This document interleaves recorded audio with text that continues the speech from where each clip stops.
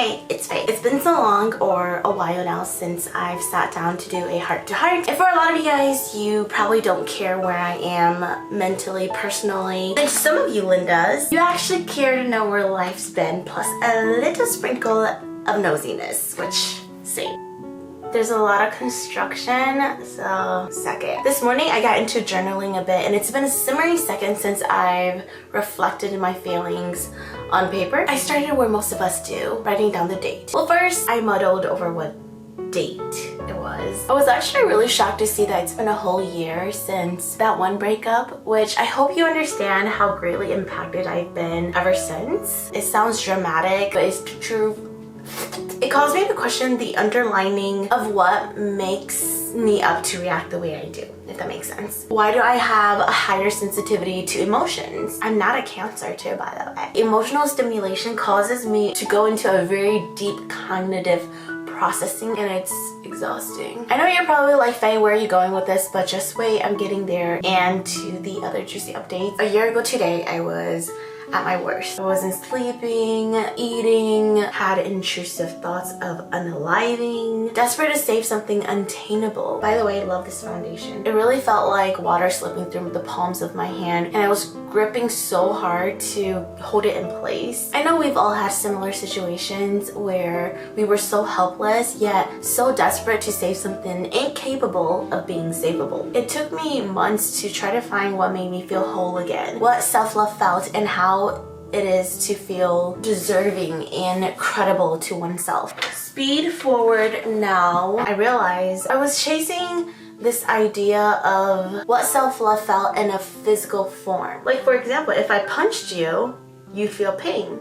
Probably not, I'm a weak puncher. If you ate a whole plate of Chinese food for dinner, you'd feel full. So self-love, why don't I feel it? This has been on my mind for a year in such intense format. Is self-love all these collided feelings of happiness, joy, contentment? I don't know. And to be quite frank, I still don't know. Self-love isn't a consistent feeling, and that's what makes it difficult for me to understand the idea. It's not like you feel it one day and then it just lasts forever. I'm reminding myself and you that little acts daily is self-love, and we talked about this. A walk, downtime, a movie, cleaning your room, calling a friend, brushing your teeth, because I know some of y'all nasty and y'all don't do that. And yeah, sometimes those little goals are not completed because you were tired that day or lazy that day, but rest is also self-love. And I shared this on Instagram that I cracked the code of what self-love truly feels like. Just let me have my moment. We're so hard on ourselves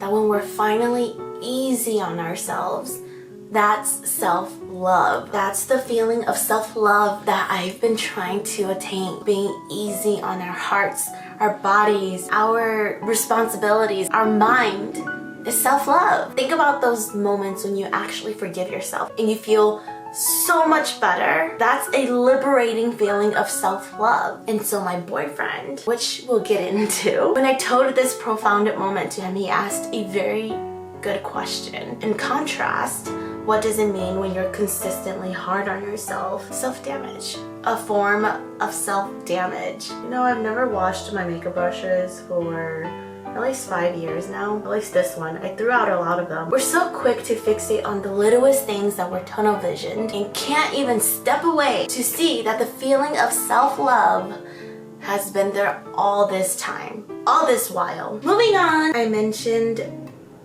boyfriend, and it's funny that some of you on TikTok and on Instagram Reels actually think that I got back with my ex, who I've shared in the past. Cut the speculation. I am here to happily report that no, I did not get back with my ex. He's no longer in my life for good. We had to stay in contact because of this one thing. Okay, that sounds so dramatic. Last month or so was the official cutting ties. Not that I've talked to him. The last time I spoke to him was in December. Honestly, like around that time, I had a brief moment, if you follow my vlog channel, where I was really upset. I think I was so triggered when I was doing so fine that I just lost it. honestly. Definitely felt taken advantage of. I know I'm rambling and you're not understanding. I think I was definitely taken for granted and taken advantage of. And that's why when we met for the last time in his car, I was just like, you know, there's no point of contact. And he was so adamant on being mature and why can't we just keep in contact? And that was truly for his own benefit, work-wise. And I know I'm not stupid or dumb. Obviously knew, but because I was so vulnerable at the time, I felt like I was holding on to whatever I could to not lose everything at once. And that was very stupid of me. Don't get ahead of yourself, Linda. I know you're probably like speculating. It's just something I have to sort out on my end to just gain back what I've lost, I feel like. And not in spite or revenge or whatever you want to call it. It's the right thing to do for me. There's really no reason to put anyone else ahead of me and always think about their convenience. I've been that way ever since. And I hate that about myself. But then again, don't get all weird and ahead of yourselves. Everything's fine. We'll keep you guys updated on my vlog. Moving on to more exciting, positive talks. By the way, my new thing has been using mascara as my tight line. It does not smudge. You should try it out. The Listen Linda Discord or Twitch. You guys have gone through it all with me with this new guy, from the talking stages to meeting his parents, having the talk, the platypus. That is code for something that you probably don't want to know. We know it all. So if you're from there, shush, okay? Trust ya. They were so sweet too. They made me a birthday video. I'm obviously more careful this time around, not oversharing. Well, at least publicly on here. My Discord don't count. So I'm not gonna give too much details here, except for the generic things. Where did we meet? We matched on both Bumble and Hinge at the same time. We both complimented each other, a little flirty. And at the time he had asked which app we should stick to, and I was being a bold water hose. How about a number, or how about your number, or something like that. I love telling that part to people when they ask. I take pride in that. It's stupid, but I feel cool, okay? We were seeing each other for months until March 27th-ish. That was when we kind of confirmed what we were, just called it what it was. I think he had brought it up while we were going to bed. I just thought it was so funny because I took some melatonin, getting so droopy, drifting off and loopy and all that crap. I think he had said something like, does that mean, so am I your boyfriend? Something like that. And I was just like, yeah.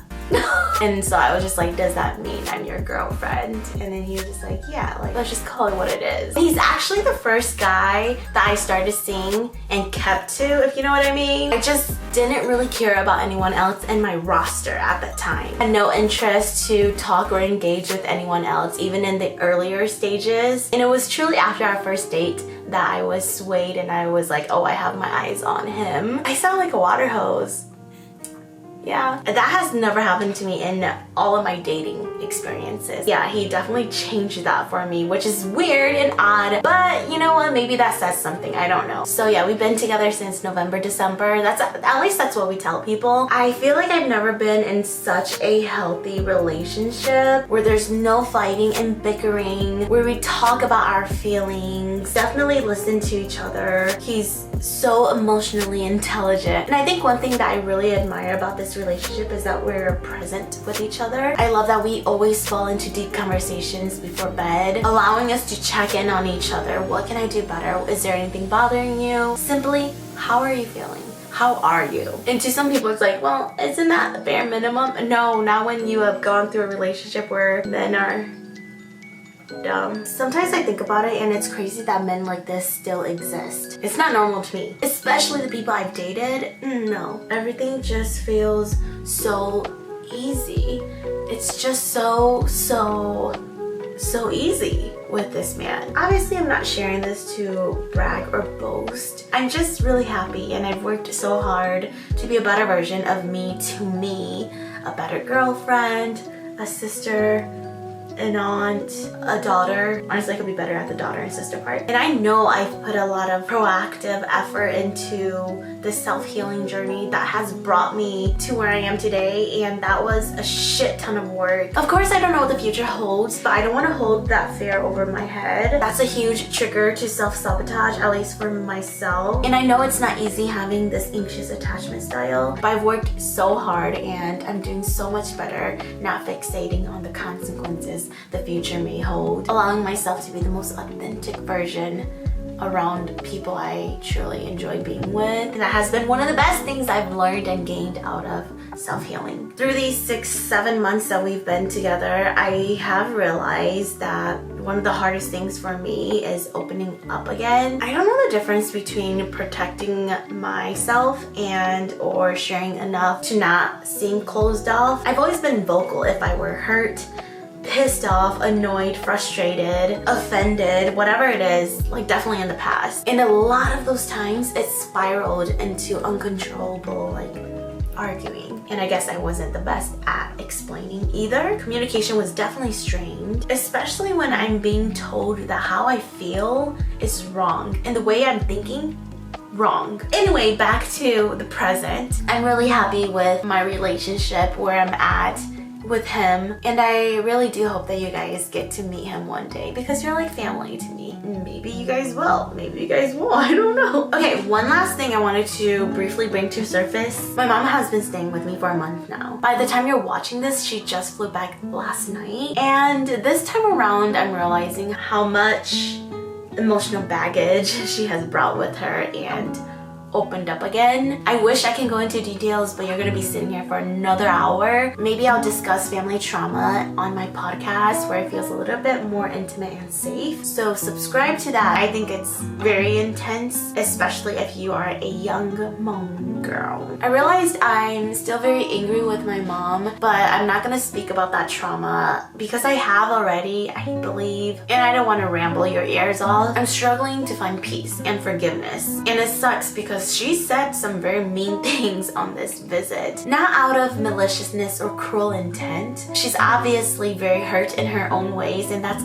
valid. She probably doesn't even realize the things she's saying, and if she does, she doesn't think it's consequential because she's mom. But what it does is it leaves such harsh scrapes on her children, and it reopens all these deep wounds. And I'm not putting blame all at my mom. She's not a horrible person at all. Like, I love her so dearly. But it hurts when your parent just doesn't fully understand the pain that she's caused or want to take accountability for anything. The suffering that she played a big role in. It sucks when she thinks it's excusable because she's mom. Like, it sucks when you bring it to your parent and they turn it 180 about their pain and their hurt. You know, I know that she's aged so much and that there's such little time to spend with her because we never see her. I feel as though sometimes her love is conditional. I don't want to get into details because I know some people who are watching know me IRL, and that's just a lot of business for them to be in. I also want you to know that I love her and she loves me and my siblings so dearly, so very much, but